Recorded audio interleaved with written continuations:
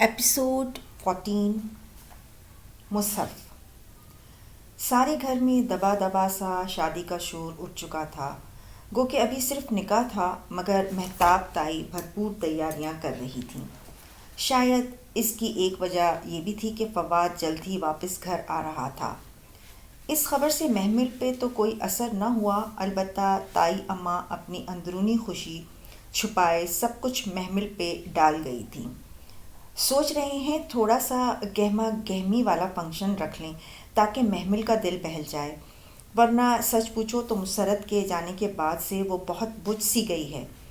اب ہمارا دل تو نہیں چاہتا کہ شور ہنگامہ ہو، مگر بس محمل اچھا محسوس کرے، اس لیے وہ کسی نہ کسی کو ہر وقت فون پہ وضاحتیں دے رہی ہوتی تھی۔ محمل چپ چاپ کچن میں کام نپٹاتی رہتی، جیسے وہ خاموش ماتم کر رہی ہو۔ نمازیں، تسبیحات، دعائیں وہ سب کر رہی تھی۔ ہاں، مسجد وہ ابھی نہیں جا رہی تھی۔ مسجد جا کر سکون ملتا تھا، اور فی الحال وہ سکون نہیں چاہتی تھی۔ وہ صرف اور صرف ماتم چاہتی تھی، مسرت کا، یا شاید اپنا، وہ نہیں جانتی تھی۔ فون کی گھنٹی بجی تو وہ جو رومال سے میز صاف کر رہی تھی، آہستہ سے رومال چھوڑ کر اٹھی۔ اسٹینڈ پہ رکھا فون مسلسل بجے جا رہا تھا۔ وہ چھوٹے چھوٹے قدم اٹھاتی قریب آئی اور ریسیور اٹھایا۔ السلام علیکم۔ وعلیکم السلام محمل، نسوانی آواز ریسیور میں گونجی۔ وہ لمحے بھر میں ہی پہچان گئی۔ فرشتے، کیسی ہیں آپ؟ میں ٹھیک ہوں۔ ہمایوں نے مجھے بتایا ہے کہ تم… فرشتے قدرے پریشانی سے کہہ رہی تھی کہ اس نے تیزی سے بات کر لی۔ ہمایوں ہر بات آپ کو کیوں جا کر بتاتے ہیں؟ ان سے کہیں ایسا مت کیا کریں۔ مگر محمل، تم اس طرح کیسے؟ آپ لوگ مجھے احمق کیوں سمجھتے ہیں؟ کیوں میرے لیے پریشان ہو رہے ہیں؟ میری ماں میرے لیے کچھ غلط نہیں سوچ سکتی۔ پلیز مجھے میری زندگی کے فیصلے خود کرنے دیں۔ محمل، اب تو تمہیں کیا کہوں؟ اچھا ٹھیک ہے، جو کرنا سوچ سمجھ کے کرنا۔ اوکے چلو، اب ہمایوں سے بات کرو۔ ارے نہیں، وہ روکتی رہ گئی، مگر فرشتے نے فون اسے پکڑا دیا تھا۔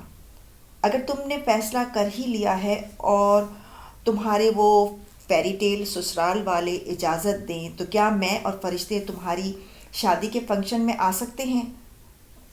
ہوں۔ ہمایوں، پیچھے سے فرشتے نے تنبیہ آواز ابھری۔ محمل، میں تم سے کچھ پوچھ رہا ہوں، وہ طنزیہ بولا تھا۔ ہاں شور، کیوں نہیں، جمعے کی رات 8 بجے فنکشن ہے، ضرور آئیے گا، اللہ حافظ۔ اس نے کھٹ سے فون بند کر دیا۔ غصہ اتنا ابل رہا تھا کہ فرشتے سے بھی بات کرنے کو جی نہیں چاہا تھا۔ فون کی گھنٹی پھر سے بجنے لگی، مگر وہ سر جھٹک کر میز کی طرف بڑھ گئی، جہاں جھاڑ پونچھ کا رومال اس کا انتظار کر رہا تھا۔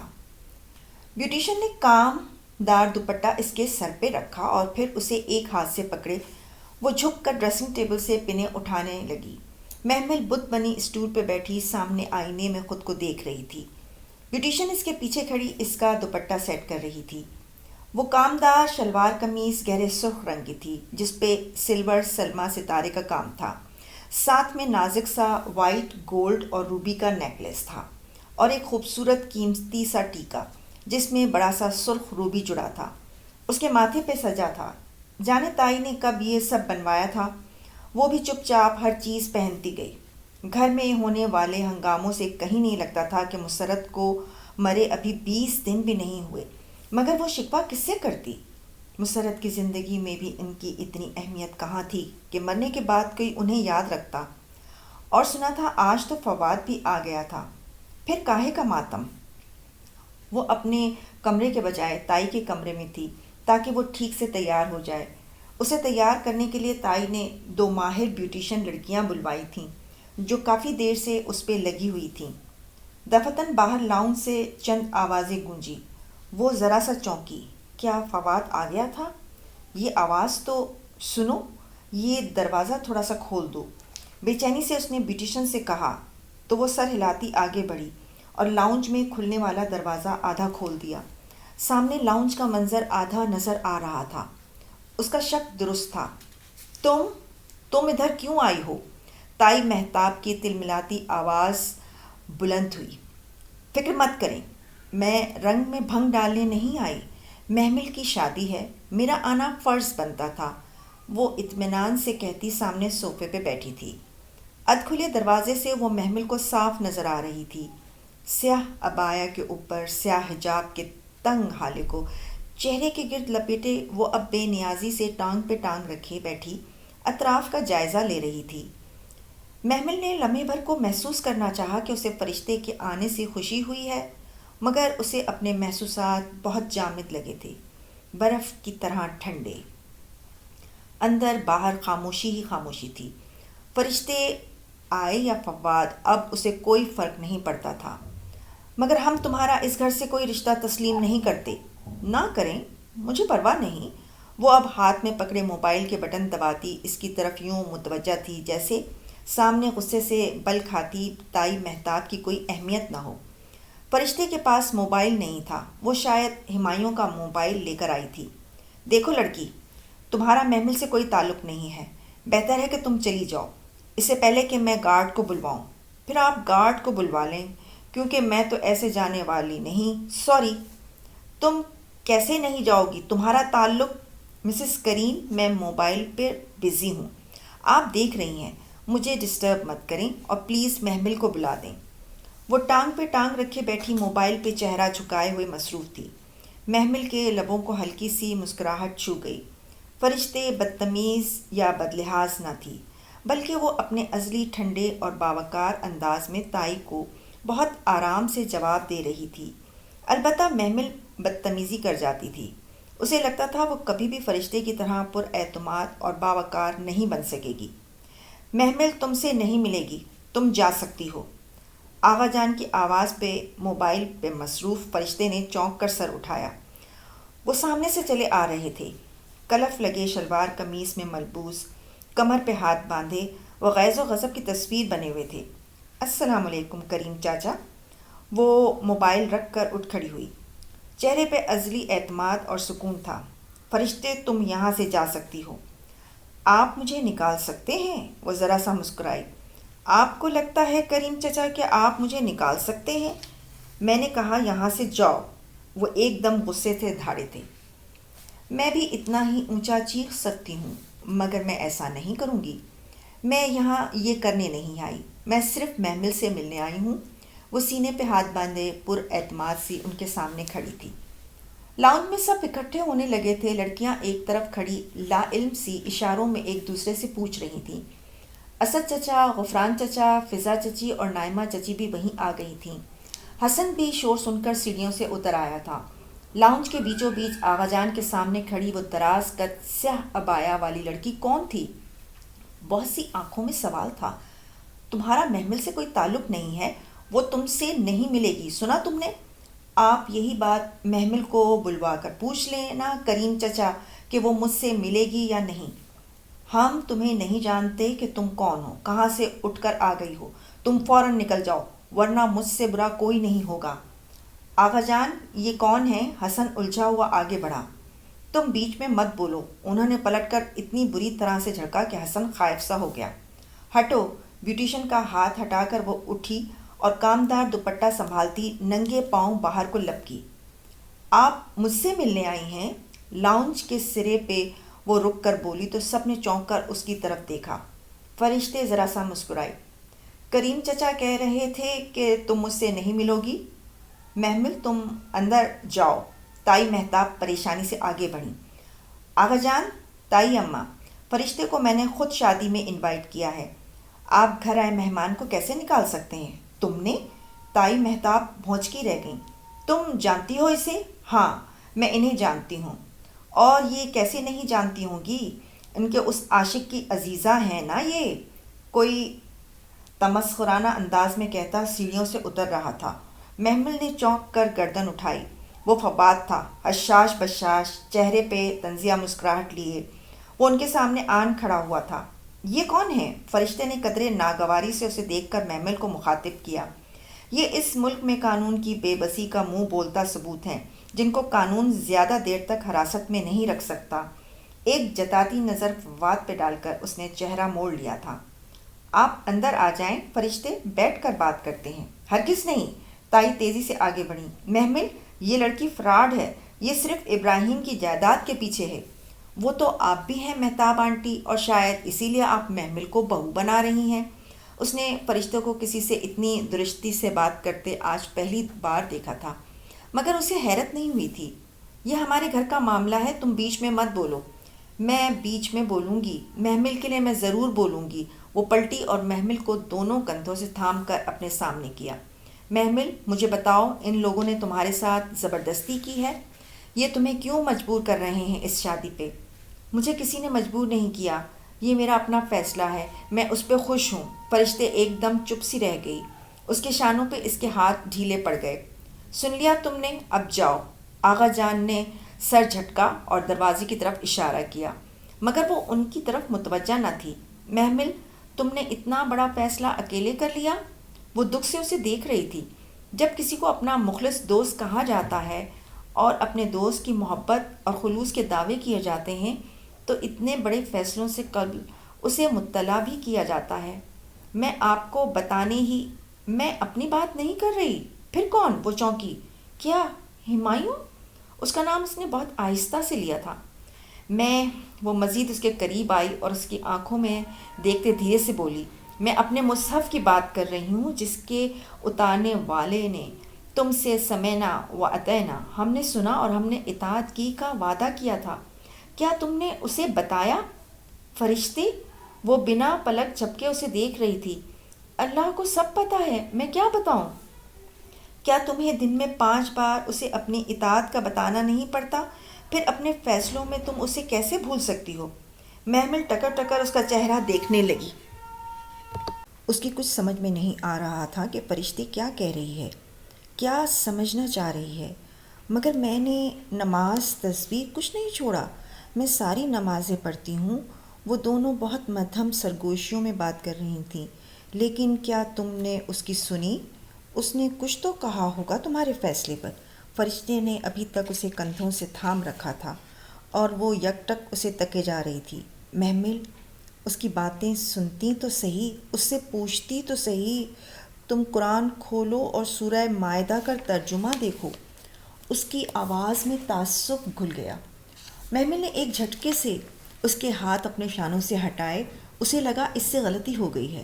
میں ابھی آتی ہوں، آپ جائیے گا نہیں۔ وہ کامدار دوپٹے کا پلو انگلیوں سے تھامے ننگے پاؤں بھاگتی ہوئی کمرے کی طرف گئی۔ محترمہ، آپ جا سکتی ہیں۔ فواد نے دروازے کی طرف اشارہ کیا۔ یہ میرے باپ کا گھر ہے، اس میں ٹھہرنے کے لیے مجھے آپ کی اجازت نہیں چاہیے۔ وہ رکھائی سے کہتی صوفے پہ بیٹھی اور پھر سے موبائل اٹھا لیا۔ فواد اور آغا جان نے ایک دوسرے کو دیکھا، نگاہوں میں اشارے کا تبادلہ کیا اور پھر آغا جان بھی گہری سانس لیتے ہوئے صوفے پہ بیٹھ گئے۔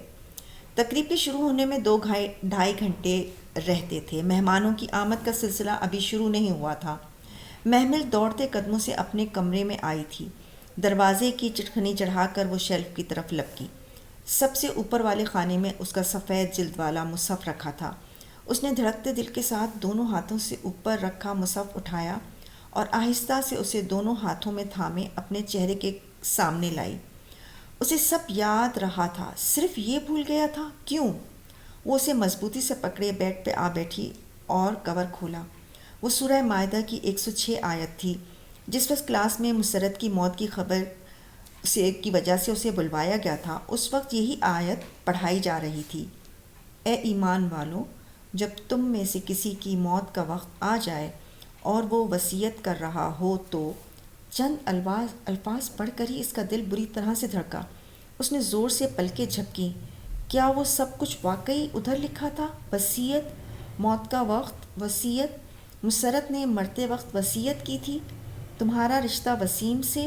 بہت سی آوازیں ذہن میں گڈ بڈ ہونے لگیں اور وہ سر جھٹک کر پھر سے پڑھنے لگی۔ اے لوگوں جو ایمان لائے ہو، جب تم میں سے کسی کی موت کا وقت آ جائے اور وہ وصیت کر رہا ہو تو اس کے لیے شہادت کا نصاب یہ ہے کہ تمہاری جماعت میں سے 2 صاحب عدل آدمی گواہ بنائے جائیں، یا اگر تم سفر کی حالت میں ہو اور وہاں موت کی مصیبت پیش آ جائے تو غیر لوگوں ہی میں سے 2 گواہ لے لیے جائیں۔ پھر اگر ان کی بتائی ہوئی وصیت میں کوئی شک پڑ جائے تو نماز کے بعد دونوں گواہوں کو مسجد میں روک لیا جائے اور وہ قسم کھا کر کہیں کہ ہم کسی فائدے کے عوض شہادت بیچنے والے نہیں ہیں، اور خواہ کوئی ہمارا رشتہ دار ہی کیوں نہ ہو، ہم اس کی رعایت کرنے والے نہیں، اور نہ خدا واسطے کی گواہی کو ہم چھپانے والے ہیں۔ اگر ہم نے ایسا کیا تو گناہ گاروں میں شمار ہوں گے۔ وہ ساکت سی ان الفاظ کو دیکھ رہی تھی، اس کی آنکھیں پتھرا گئی تھیں، قرآن کو تھامے دونوں ہاتھ بے جان سے ہو گئے تھے۔ کیا وہ سب واقعی یہاں لکھا تھا؟ مگر کیسے؟ وصیت، دو افراد کی قسم کھا کر گواہی، رشتہ دار، یہ سب تو اس کے ساتھ ہو رہا تھا۔ وہ پلک تک نہ جھپک پا رہی تھی، اس کا دل جیسے روب سے بھر گیا تھا، روب سے اور خوف سے۔ یکایک اسے لگا اس کے ہاتھ کپ کپا رہے ہیں، اسے ٹھنڈے پسینے آ رہے ہیں۔ وہ بہت بھاری کتاب تھی، بہت بھاری، بہت وزنی، وہ جس کا بوجھ پہاڑ بھی نہ اٹھا سکتے ہوں۔ وہ کیسے اٹھا سکتی تھی؟ اسے لگا اس کی ہمت جواب دے جائے گی، وہ اب مزید یہ بوجھ نہیں اٹھا پائے گی۔ وہ عام کتاب نہیں تھی، اللہ کی کتاب تھی، اسے اللہ نے خاص اس کے لیے اتارا تھا۔ ہر لفظ ایک پیغام تھا، ہر سطر ایک اشارہ تھی۔ اس نے اتنی زندگی ضائع کر دی، اس نے یہ پیغام کبھی دیکھا ہی نہیں۔ محمل، تم نے اتنی عمر بیکار گزار دی۔ یہ کتاب غلاف میں لپیٹ کر بہت اوپر سجانے کے لیے تو نہ تھی، یہ تو پڑھنے کے لیے تھی۔ ہر دفعہ کی طرح آج پھر اس کتاب نے اسے بہت حیران کیا تھا۔ سوچنا سمجھنا تو دور کی بات، وہ تو حیرت زدہ سی ان الفاظ کو تکے جا رہی تھی۔ یہ سب کیا تھا؟ کیسے اس کتاب کو سب پتہ ہوتا تھا؟ کیونکہ یہ اللہ کی کتاب ہے نادان لڑکی، یہ اللہ کی بات ہے، اس کا پیغام ہے خاص تمہارے لیے۔ تم لوگ نہ سننا چاہو تو یہ الگ بات ہے۔ کسی نے اس کے دل سے کہا تھا۔ وہ کون تھا وہ نہ جانتی تھی۔ دروازہ کھلنے کی آواز پہ سب نے چونک کر اس طرف دیکھا۔ وہ آہستہ سے چلی آ رہی تھی، کامدار دوپٹے کا کنارہ ٹھوڑی کے قریب سے اس نے 2 انگلیوں میں لے رکھا تھا۔ اس کے چہرے کی رنگت قدرے سفید پڑی ہوئی تھی، یا شاید یہ کچھ اور تھا جو انہیں چونکا گیا تھا۔ وہ دھیرے دھیرے چلتی ہوئی ان کے سامنے آ کھڑی ہوئی۔ آغا جان، اس نے ان کی آنکھوں میں جھانکا۔ وہ اس کے اجنبی لہجے پہ چونک سے گئے۔ ہاں بولو۔ میری ماں کی وصیت کے وقت موجود لوگوں میں سے کون سے 2 لوگ عصر کی نماز کے بعد اللہ کے نام کی قسم اٹھا کر گواہی دیں گے کہ انہوں نے یہ وصیت کی تھی یا نہیں؟ پل بھر کو لاؤنج میں سکوت سا چھا گیا۔ فرشتے نے مسکراہٹ دبا کر سر نیچے کر لیا۔ آغا جان حیران کھڑے ہوئے۔ کیا مطلب؟ آپ کو پتہ ہے سورہ مائدہ میں لکھا ہے، نماز کے بعد آپ میں سے 2 لوگوں کو اللہ کے نام کی قسم اٹھا کر گواہی دینی پڑے گی۔ کیا بکواس ہے! وہ حسب توقع بھڑک اٹھے۔ تمہیں ہماری بات کا اعتبار نہیں ہے؟ نہیں ہے تم! وہ غصہ ضبط کرتے مٹھیاں بھیج کر رہ گئے۔ تبھی نگاہ فرشتے پہ پڑی تو اس نے فوراً شانے اچکا دیے۔ میں نے تو کچھ نہیں کیا کریم چچا، تم سے تو میں بعد میں۔ آپ لوگ گواہی دیں گے یا نہیں؟ وہ ان کی بات کاٹ کر زور سے بولی تھی۔ پھر چہرے کا رخ صوفوں پہ بیٹھے نفوس کی طرف موڑا۔ کون کون تھا اس وقت آپ میں سے ادھر؟ کون دے گا گواہی؟ کون اٹھائے گا قسم؟ بولیے، جواب دیجیے۔ سب خاموشی سے ایک دوسرے کو دیکھنے لگے۔ اسے اس کے سارے جواب مل گئے تھے۔ کاش وہ پہلے اس آیت کو پڑھ لیتی تو اتنا غلط فیصلہ نہ کرتی۔ صحیح کہتا ہے اللہ تعالیٰ، ہماری بہت سی مصیبتیں ہمارے اپنے ہاتھوں کی کمائی ہوئی ہیں۔ تو آپ لوگوں نے مجھ سے جھوٹ بولا۔ بہت بہتر، مجھے اب کوئی شادی نہیں کرنی۔ اس نے ماتھے پہ جھولتا ٹیکا نوچ کر سامنے پھینکا۔ نازک سا ٹیکا ایک آواز کے ساتھ میز کے شیشے پہ گرا۔ اب میرا فیصلہ بھی سن لو۔ آغا جان نے ایک گہری سانس لی۔ مگر پہلے تم لڑکی، انہوں نے حقارت سے فرشتے کو اشارہ کیا، تم مجھے یہاں سے چلتی نظر آؤ۔ میرے باپ کا گھر ہے، میں تو کہیں نہیں جاؤں گی۔ ٹھیک ہے فواد، انہوں نے فواد کو اشارہ کیا۔ وہ سر ہلا کر آگے بڑھا اور صوفے پہ بیٹھی فرشتے کو ایک دم بازو سے کھینچا۔ چھوڑو مجھے! وہ اس اچانک افتاد کے لیے تیار نہ تھی، بے اختیار چلا کر خود کو چھڑانے لگی، مگر وہ اسے بازو سے کھینچ کر گھسیٹتا ہوا باہر لے جانے لگا۔ اسی پل آغا جان محمل کی طرف بڑھے۔ تو تم یہ شادی نہیں کرو گی؟ ہرگز نہیں کروں گی۔ میری بہن کو چھوڑو، وہ غصے سے فواد پہ جھپٹنا ہی چاہتی تھی جو فرشتے کو زبردستی باہر لے کر جا رہا تھا، مگر اس سے پہلے ہی آغا جان نے اس کو بالوں سے پکڑ کر واپس کھینچا۔ تو تم شادی نہیں کرو گی؟ انہوں نے اس کے چہرے پہ تھپڑ مارا۔ وہ چکرا کر گری۔ تمہیں لگتا ہے ہم پاگلوں کی طرح تمہاری منتیں کریں گے، تمہارے آگے ہاتھ جوڑیں گے؟ نہیں بی بی، شادی تو تمہیں کرنی پڑے گی، ابھی اور اسی وقت۔ اسد، نکاح خواہ کو ابھی بلواؤ، میں بھی دیکھتا ہوں یہ کیسے شادی نہیں کرتی۔ میں نہیں کروں گی، سنا آپ نے؟ وہ روتے ہوئے بولی۔ وہ مسلسل اسے تھپڑوں اور مکوں سے مار رہے تھے۔ میری بہن کو چھوڑو، خود کو چھڑاتی فرشتے محمل کو پٹتے دیکھ کر لمحے بھر کو تو سکتہ رہ گئی تھی، اور پھر دوسرے ہی پل اس نے زور سے فواد کو دھکا دینا چاہا، مگر وہ مرد تھا، وہ اس کو دھکیل نہ سکتی تھی۔ وہ اس کا بازو پکڑتے ہوئے اسے دروازے سے باہر نکال رہا تھا۔ فواد، اسے چھوڑو! یکدم حسن نے پوری قوت سے فواد کو پیچھے دھکیلا تھا۔ فواد اس حملے کے لیے تیار نہ تھا۔ ایک دم بوکھلا کر وہ پیچھے کو ہٹا، اس کی گرفت ڈھیلی پڑی اور فرشتے بازو چھڑاتی محمل کی طرف بھاگی، جسے آغا جان ابھی تک مار رہے تھے۔ فواد نے غصے سے حسن کو دیکھا، مگر اس سے پہلے کہ وہ اسے کچھ سخت کہتا، فضا نے حسن کو بازو سے کھینچ کر ایک طرف کر دیا۔ میری بہن کو چھوڑیں، ہٹیں! وہ چیختی ہوئی آغا جان کا ہاتھ روکنے لگی، مگر انہوں نے ساتھ ہی ایک زوردار تماچا اس کے چہرے پہ مارا۔ فرشتے تیورا کر ایک طرف کو گری، منہ میز کے کونے سے لگا ہونٹ کا کنارہ پھٹ گیا۔ لمحے بھر کو اس کی آنکھوں کے سامنے اندھیرا چھایا تھا۔ اگلے ہی منٹ وہ خود کو سنبھال کر تیزی سے اٹھی۔ محمل اپنے بازو پہ چہرے پہ رکھے روتی ہوئی اپنا کمزور سا دفاع کر رہی تھی۔ اب کی بار فرشتے نے آغا جان کا ہاتھ نہیں روکا، بلکہ محمل کو پیچھے سے پکڑ کر کھینچا۔ محمل گٹھڑی بنی چند قدم پیچھے کھنچتی گئی۔ اس کا دوپٹہ سر سے اتر کر پیچھے کو ڈھلک گیا تھا، بالوں کی لٹیں جوڑے سے نکل کر چہرے پہ بکھر گئیں۔ اس سے پہلے کہ آغا جان اپنے اور محمل کے درمیان چند قدم کا فاصلہ عبور کر پاتے، فرشتے ان کے بیچ آ کھڑی ہوئی۔ ہاتھ مت لگائیے میری بہن کو! اپنے پیچھے گٹھڑی بنی محمل کے سامنے اپنے دونوں بازو پھیلائے وہ چیخ پڑی تھی۔ آپ لوگ اس حد تک گر جائیں گے میں سوچ بھی نہیں سکتی تھی۔ کیا بگاڑا ہے اس نے آپ کا؟ سامنے سے ہٹ جاؤ ورنہ تم آج میرے ہاتھوں ختم ہو جاؤ گی۔ وہ غصے سے ایک قدم آگے بڑھے ہی تھے کہ فواد نے ان کا بازو تھام لیا۔ آرام سے آغا جان، آپ کا بی پی شوٹ کر جائے گا، ان کو سہارا دے کر وہ نرمی سے بولا تھا۔ محمل ابھی تک گھٹنوں پہ سر رکھے رو رہی تھی، جبکہ فرشتے اس کے آگے اپنا بازو پھیلائے راستہ روکے کھڑی تھی۔ فواد چاہتا تو اس کو پھر پکڑ لیتا، مگر جانے کیوں وہ آغا جان کو سہارا دیے وہیں کھڑا رہا، اس کی طرف نہیں بڑھا۔ میں اب محمل کو ادھر نہیں رہنے دوں گی۔ اٹھو محمل، اپنا سامان پیک کرو، اب تم میرے ساتھ رہو گی، چلو۔ اس نے محمل کو اٹھانا چاہا، مگر وہ ایسے ہی گری روتی جا رہی تھی۔ آپ کو کیا لگتا ہے آپ اسے اپنے ساتھ لے گئیں تو ہم خاندان والوں کو کہیں گے کہ محمل کی نام نہاد بہن اسے لے گئی اور بس؟ محمل کو بازو سے پکڑ کر اٹھاتے اس کے ہاتھ ایک ثانیے کو تھم گئے۔ اس نے قدرے الجھ کر سر اٹھایا اور فواد کو دیکھا۔ چہرے پہ چھایا غصہ آہستہ سے الجھن میں ڈھلا تھا۔ کیا مطلب یہ کہ محمل تو وہ لڑکی ہے نا جو ایک رات پہلے بھی گھر سے باہر رہ چکی ہے، تو اس کے لیے اگر خاندان والوں کو یہ بتایا جائے کہ یہ نکاح سے پہلے کسی کے ساتھ بھاگ گئی ہے تو وہ فوراً یقین کر لیں گے نا؟ اس کے چہرے پہ شاطرانہ مسکراہٹ تھی۔ نہیں، محمل نے تڑپ کر آنسوؤں سے بھیگا چہرہ اوپر اٹھایا۔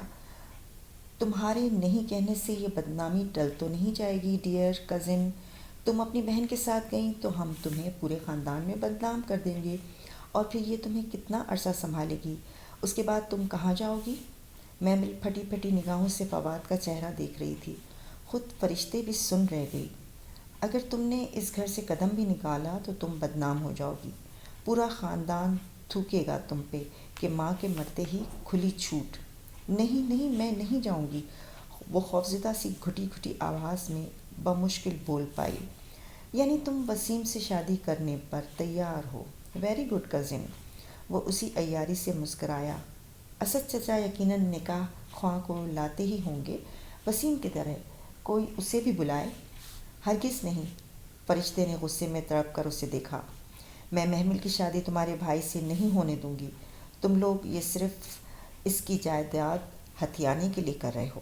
میں جانتی ہوں تم شادی کے بعد اس سے جائیداد اپنے نام لکھواؤ گے اور اسے طلاق دلا کر گھر سے نکال دو گے۔ ہاں بالکل، ہم یہی کریں گے، وہ بہت سکون سے بولا، گو کہ یہ بات فرشتے نے خود کہی تھی، مگر اسے فواد سے اعتراف کی توقع نہ تھی۔ وہ اپنی جگہ حیران سی رہ گئی۔ تو تم واقعی؟ ہاں، ہم اسی لیے تو محمل کی شادی وسیم سے کرانا چاہتے ہیں۔ فواد، آغا جان نے تنبیہی نظروں سے اسے ٹوکنا چاہا۔ مجھے بات کرنے دیں آغا جان۔ ہاں تو محمل، ہم اسی لیے تمہاری شادی وسیم سے کر رہے ہیں۔ تمہیں منظور ہے نا؟ کیونکہ فرشتے کے ساتھ تو تم جا نہیں سکتی، اب تمہیں شادی تو کرنا ہی ہوگی۔ نہیں نہیں، وہ بے اختیار وحشت سے چلائی، میں نہیں کروں گی یہ شادی۔ محمل، تمہارے پاس کوئی راستہ نہیں ہے، تمہیں شادی کرنا پڑے گی۔ وہ بغور اس کی آنکھوں میں دیکھ کر کہتا آہستہ آہستہ اسے چاروں طرف سے گھیر رہا تھا۔ کاش میں تمہیں بد دعا دے سکتی آغا فواد، مگر میں حاملین قرآن میں سے ہوں، ایسا نہیں کروں گی۔ کیا تمہیں اللہ سے ڈر نہیں لگتا؟ فرشتے نے تنفر سے اسے دیکھا۔ میں نے کچھ غلط تھوڑی کہا ہے۔ تم غلط کہہ رہے ہو، ایک یتیم لڑکی کے ساتھ۔ یہ تو ہم کافی سالوں سے کر رہے ہیں، یقین کیجئے ہم پر کبھی کوئی طوفان نوح نہیں آیا۔ تمہیں اس طوفان کی خبر تب ہوگی جب وہ تمہارے سر پر پہنچ چکا ہوگا۔ اللہ سے ڈرو، تمہیں اس یتیم پر ظلم سے کیا ملے گا؟ تو آپ اس ظلم کو اپنے حق میں کیوں نہیں بدل دیتی؟ کیا مطلب؟ وہ چونکی۔ وہ جواب دیے بنا اس پہ نظر ڈالتا محمل کی طرف متوجہ ہوا، جو زمین پر بیٹھی سر اٹھائے اسے ٹکر ٹکر دیکھ رہی تھی۔ ایک صورت میں تمہاری شادی وسیم سے روک دوں گا، اور چاہو تو تم اپنی بہن کے ساتھ چلی جاؤ، ہم خاندان والوں کو کچھ نہیں بتائیں گے۔ پھر فرشتے جہاں چاہے تمہاری شادی کروا دے، ہمارا پورا خاندان شریک ہوگا۔ کیا تم وہ صورت اختیار کرنا چاہو گی؟ محمل کے چہرے پر بے یقینی اتر آئی۔ وہ بنا پلک جھپکے فواد کا چہرہ دیکھنے لگی۔ سدرا، میری بیڈ کے سائڈ ٹیبل پر جو کاغذ پڑا ہے وہ لے کر آؤ، اور ساتھ پین بھی۔ اس نے مہرین اور ندا کے ساتھ دیوار سے لگی خاموش کھڑی سدرا کو اشارہ کیا۔ وہ اس کی بات سن کر سر ہلاتے ہوئے تیزی سے سیڑھیوں کی طرف لپکی۔ تم کیا کہنا چاہتے ہو؟ خطرے کا الارم دور کہیں بجتا فرشتے کو سنائی دے رہا تھا۔ یہی کہ محمل کی شادی رک سکتی ہے، وہ تمہارے ساتھ جا سکتی ہے اگر۔ اس نے سیڑھیوں سے اترتی سدرا کو دیکھا جو بھاگتی ہوئی آئی اور اسے کاغذ قلم پکڑا دیا۔ اگر تم دونوں یہ پیپرز سائن کر دو۔ یہ کیا ہے؟ فرشتے کا لہجہ محتاط تھا۔ مجھے معلوم تھا کہ آپ نکاح کے وقت ڈرامہ کرنے ضرور آئیں گی، اسی لیے ہم نے پہلے سے انتظام کر رکھا تھا۔ آپ کو کیا لگتا ہے ہمیں علم نہیں تھا کہ آپ محمل سے مل کر اسے کیا پٹیاں پڑھاتی ہیں؟ ہمیں سب پتہ تھا محترمہ، یہ بھی کہ محمل کب کب آپ کے کزن سے ملتی رہی ہے، مگر اس وقت کے لیے ہم نے آنکھ بند رکھی۔ آپ کی کیا شرط ہے؟ وہ بات کریں، وہ سرد لہجے میں بولی۔ یہ فرشتے ابراہیم اور محمل ابراہیم کا اعلان دست برداری ہے اس گھر، فیکٹری اور آغا ابراہیم کی تمام منقولہ اور غیر منقولہ جائیداد سے۔ یہ دونوں بہنیں دست برداری کا اعلان کرتی ہیں اور ہر چیز ہمارے حوالے کرتی ہیں۔ یہ کبھی بھی ہم سے کسی بھی موروثی ملکیت سے حصہ مانگنے نہیں آئیں گی، اور آپ جانتی ہیں کہ بدلے میں ہم وسیم کی شادی محمل سے نہیں کریں گے۔ آف کورس یہ آخری بات اس کاغذ میں نہیں لکھی گئی۔ فرشتے کے چہرے پر پہلے الجھن ابھری، پھر حیرت اور پھر واضح بے یقینی۔ تم ہمیں ہمارے حق سے، ہمارے گھر سے بے دخل کرنا چاہتے ہو؟ بالکل صحیح۔ تم ایسا کیسے کر سکتے ہو آغا فواد؟ تم، اس کی بے یقینی غصے میں بدل گئی۔ تم ہمیں ہمارے گھر سے بے دخل کیسے کر سکتے ہو؟ یہ ہمارا گھر ہے، ہمارے باپ کا گھر ہے، اس پہ ہمارا حق ہے۔ ہمیں ضرورت ہے پیسوں کی، محمل کی پڑھائی ہے، اور پھر اس کی شادی کے لیے ہمیں ان سب کے لیے پیسوں کی ضرورت ہے۔ یہ ہمارا درد سر نہیں ہے۔ تم یہ سائن کر دو تو محمل کی جان وسیم سے چھوٹ جائے گی۔ مگر ہم تمہیں اپنا حق کیوں دیں؟ کیونکہ ان سب پر میرے شوہر اور بیٹوں کا حق ہے۔ تائی مہتاب چمک کر کہتی آگے بڑھیں، ابراہیم کی وفات کے وقت یہ بزنس دیوالیہ ہو چکا تھا۔ میرا شوہر دن رات محنت نہ کرتا تو یہ بزنس کبھی اسٹیبلش نہ ہو سکتا تھا۔ اگر اتنے ہی محنتی تھے آپ کے شوہر اور بیٹے تو میرے ابا کی ڈیتھ کے وقت بے روزگار کیوں پھر رہے تھے؟ اور تم، وہ فواد کی طرف پلٹی، اور وارث تو اللہ نے بنائے ہیں، ہم کیسے اپنا حق نہ لیں؟ فرشتے بی بی، یہ پراپرٹی تو آپ کو چھوڑنا ہی پڑے گی۔ ابھی کچھ دیر میں مہمانوں کی آمد شروع ہو جائے گی، شادی والا گھر ہے، ذرا سی بات کا بتنگڑ بن جائے گا، اور بدنامی کس کی ہوگی؟ صرف محمل کی۔ اول تو اس کو وسیم سے شادی کرنی ہی پڑے گی، لیکن اگر آپ یوں ہی اڑی رہیں تو ٹھیک ہے، ہم خاندان میں کہہ دیں گے کہ محمل کسی کے ساتھ بھاگ گئی۔ کس کا خاندان چھوٹے گا، کس کا میکہ بدنامی کے باعث چھوٹے گا، آپ خود فیصلہ کر سکتی ہیں۔ وہ کہتے کہتے ذرا دیر کو رکا، وہ تعصب سے اسے دیکھ رہی تھی۔ آغا فواد، تمہیں اللہ سے ڈر نہیں لگتا؟ وہ ہولے سے مسکرا دیا، ہم کوئی غلط بات تھوڑی کر رہے ہیں، اپنا حق ہی مانگ رہے ہیں۔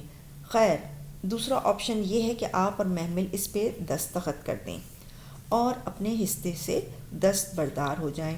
ہم باعزت طریقے سے شادی کینسل کر دیں گے، آپ محمل کو اپنے ساتھ لے جائیے گا، آپ جس سے چاہیں جب چاہیں اس کا نکاح کرا دیں، ہم بھرپور شرکت کریں گے، بلکہ پورا خاندان شرکت کرے گا۔ یہ گھر محمل کا میکہ رہے گا، وہ جب چاہے ادھر آ سکتی ہے، مگر اس کی ملکیت میں آپ دونوں میں سے کسی کا کوئی حصہ نہیں ہوگا۔ لیجئے۔ اس نے کاغذ قلم اس کے سامنے کیے، کر دیجئے سائن۔ مگر فواد، آغا جان نے کچھ کہنا چاہا، لیکن تائی مہتاب نے ان کا بازو تھام لیا۔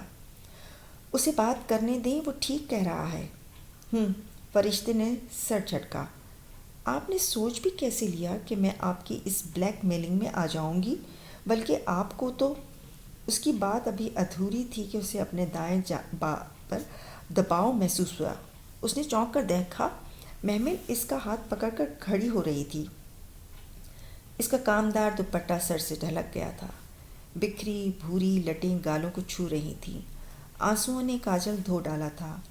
وہ بدقت فرشتے کا سہارا لے کر کھڑی ہوئی۔ اس کے انداز میں کچھ تھا کہ اس کا ماتھا ٹھنکا، اور اس سے پہلے کہ فرشتے اس کو روک پاتی، اس نے جھپٹ کر فواد کے ہاتھ سے کاغذ قلم چھینا۔ کدھر کرنے ہیں سائن؟ بتاؤ مجھے، وہ ہذیانی کیفیت میں چلائی تھی۔ فواد ذرا سا مسکرایا اور اپنی انگلی کاغذ پہ ایک جگہ رکھی۔ نہیں محمل، فرشتے کو جھٹکا لگا تھا، ہمارے پاس کئی راستے ہیں، ہمیں ان کی بلیک میلنگ میں آنے کی ضرورت نہیں ہے۔ مگر مجھے ہے فرشتے، میں اب تنگ آ چکی ہوں، نہیں چاہیے مجھے کوئی جائیداد، کوئی مال دولت، مجھے کچھ نہیں چاہیے، لے لیں سب لے لیں۔ وہ دھڑا دھڑ سائن کرتی جا رہی تھی، آنسو اس کی آنکھوں سے برابر گر رہے تھے۔ فرشتے ساکت سی اسے دیکھی گئی۔ اس نے تمام دستخط کر کے کاغذ اور قلم فواد کی طرف اچھال دیا۔ لے لو سب کچھ، تم لوگوں کو اللہ سے ڈر نہیں لگتا، میں اب تم سے اپنا حق نہیں مانگوں گی، چھوڑتی ہوں میں اپنے سارے حقوق۔ وہ کہتے کہتے نڈھال سی صوفے پہ گر گئی اور گہری سانسیں لینے لگی۔ وہ واقعی تھک چکی تھی، ٹوٹ چکی تھی۔ فواد نے کاغذ سیدھا کر کے دیکھا، پھر فاتحانہ مسکراہٹ کے ساتھ ارد گرد خاموش اور بے یقین بیٹھے حاضرین پہ ایک نگاہ دوڑائی، پھر فرشتے کی طرف پلٹا۔ محمل نے دستخط کر دیے ہیں، اب آپ بھی کر دیں۔ اس نے کاغذ قلم اس کی طرف بڑھایا، مگر فرشتے نے اسے نہیں تھاما۔ وہ ابھی تک سکتے کے عالم میں محمل کو دیکھ رہی تھی۔ دستخط کرو بی بی اور اسے لے جاؤ۔ مہتاب تائی نے آگے بڑھ کر اس کا شانہ ہلایا تو وہ چونکی، پھر ناگواری سے ان کا ہاتھ ہٹایا اور فواد کے بڑھتے ہاتھ کو دیکھا۔ نہیں، تم محمل کو نفسیاتی طور پر گھیر کر بے وقوف بنا سکتے ہو۔ یہ چھوٹی ہے، کم عقل ہے، مگر فرشتے ایسی نہیں ہیں۔ میں تمہاری بلیک میلنگ میں نہیں آؤں گی، میں ہرگز سائن نہیں کروں گی۔ اور میں کیوں کروں سائن؟ مجھے ضرورت ہے اپنے حصے کی، مجھے پی ایچ ڈی بھی کرنا ہے، مجھے باہر جانا ہے، میں… اس کی بات ادھوری رہ گئی۔ فواد نے کاغذ قلم میز پر پھینکا اور صوفے پر بیٹھی محمل کو گردن سے دبوچ کر اٹھایا اور اپنے سامنے ڈھال کی طرح رکھتے ہوئے جانے کہاں سے پستول نکال کر اس کی گردن پر رکھا۔ اب بھی نہیں کرو گی تم سائن؟ وہ غرایا۔ فرشتے سناٹے میں آ گئی۔ فواد نے بازو کے حلقے میں اس کی گردن دبوچ رکھی تھی۔ وہ شوق کے باعث کچھ کہنے کے قابل نہیں رہی تھی۔ سخت گرفت کے باعث اس کی آنکھیں ابل کر باہر آنے لگیں۔ بے اختیار وہ کھانسی۔ اپنی بہن سے کہو کہ شرافت سے سائن کر دے، ورنہ میں گولی چلا دوں گا، اور تم جانتی ہو کہ میں قانون کی بے بسی کا منہ بولتا ثبوت ہوں۔ یہی کہا تھا نا تم نے میرے بارے میں؟ اس کے کان کے قریب منہ لے جا کر اس نے بظاہر سرگوشی میں کہا، مگر سب کے کانوں تک اس کی سرگوشی پہنچ گئی۔ سب کو گویا سانپ سونگھ گیا۔ حسن نے آگے بڑھنا چاہا مگر فضا نے اس کا بازو پکڑ کر اپنی طرف کھینچا۔ کیا کر رہے ہو؟ اگر اس نے گولی چلا دی تو یہ مر جائے گی۔ کیا تم یہی چاہتے ہو؟ انہوں نے بیٹے کو گھر کا تو وہ بے بسی سے کھڑا رہ گیا۔ بولو فرشتے بیوی، تم سائن کرو گی یا نہیں؟ اس نے پستول کی ٹھنڈی نال محمل کی گردن پر چبھ ہوئی۔ وہ سسک کر رہ گئی۔ بولو فرشتے، وہ زور سے چیخا۔ نہیں، وہ جیسے ہوش میں آئی۔ میں سائن نہیں کروں گی۔ اس کا لہجہ اٹل تھا۔ میں 3 تک گنوں گا فرشتے، اگر میں نے گولی چلا دی تو تمہاری بہن کبھی واپس نہیں آئے گی۔ فرشتے پلیز، محمل بلک پڑی، پلیز میری خاطر فرشتے، آج آپ اپنا حق چھوڑ دیں۔ میں وعدہ کرتی ہوں اگر ضرورت پڑی تو میں بھی آپ کے لیے اپنا حق چھوڑ دوں گی۔ I promise. نہیں، میں سائن نہیں کروں گی۔ ٹھیک ہے، میں 3 تک گنوں گا۔ فرشتے نے دیکھا اس کی انگلی بہت مضبوط ہوتی جا رہی تھی اور وہ واقعی گولی چلانے والا تھا۔ 1۔ لمحہ بھر کو اس کا دل کانپا۔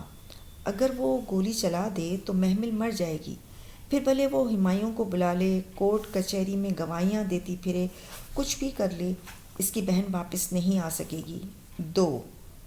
بھلے فواد کو پھانسی ہو جائے اور وہ ساری جائیداد کی مالک بن بیٹھے، اس کی بہن واپس نہیں آئے گی۔ 3۔ رکو، میں سائن کر دوں گی۔ وہ شکست خوردہ لہجے میں بولی، لیکن آپ کو محمل کی شادی اسی وقت وہاں کرنا ہوگی جہاں میں کہوں گی، اور اس میں نہ صرف آپ سب بلکہ آپ کا پورا خاندان شریک ہوگا۔ محمل اسی گھر سے رخصت ہوگی۔ منظور ہے، فواد جھٹ بولا تھا۔ محمل پھٹی پھٹی نگاہوں سے اسے دیکھ رہی تھی۔ فرشتے کیا کہنا چاہ رہی ہے؟ وہ نہیں سمجھ پائی تھی۔ پھر اس نے حسن کو دیکھا جو اسی طرح بے بس سا کھڑا تھا۔ فضا نے سختی سے اس کا بازو تھام رکھا تھا۔ بے بس اور کمزور مرد، وہ جو اتنے دعوے کرتا تھا، سب بیکار گئے تھے۔ ٹھیک ہے، پھر نکاح خواہ کو بلائیے، میں ہمایوں کو بلاتی ہوں۔ اس نے جھک کر میز پر رکھا موبائل اٹھایا۔ ہمایوں؟ ہمایوں داؤد؟ فواد کو گویا کرنٹ لگا تھا۔ جی وہی۔ فرشتے تلخی سے مسکرا کر سیدھی ہوئی۔ بولیے، اب آپ کو یہ معاہدہ قبول ہے؟ ہمایوں داؤد؟ وہ ASP؟ وہ پولیس والا؟ نہیں، ہرگز نہیں۔ بہت سی حیران غسیلی آوازیں ابھری تھیں، جن میں سب سے بلند آغا جان کی تھی۔ وہ شخص اس گھر میں قدم نہیں رکھ سکتا جس نے میرے بیٹے کو جیل بھجوایا تھا۔ تمہیں دستخط نہیں کرنا تو نہ کرو، مگر میں محمل کی شادی کبھی اس سے نہیں کروں گا۔ میں آپ سے بات نہیں کر رہی کریم چچا، میں یہ معاہدہ آغا فواد کے ساتھ کر رہی ہوں۔ انہی کو بولنے دیجیے نا۔ مگر نہیں آغا جان، کوئی مسئلہ نہیں ہے، آپ بلائیے اس کو، ہمیں قبول ہے۔ وہ سنبھل چکا تھا، چہرے کی مسکراہٹ واپس آ گئی تھی۔ مگر فواد یہ کل کو مکر گئی تو؟ آغا جان نے پریشانی سے اس کا شانہ پکڑ کر اپنی جانب کیا۔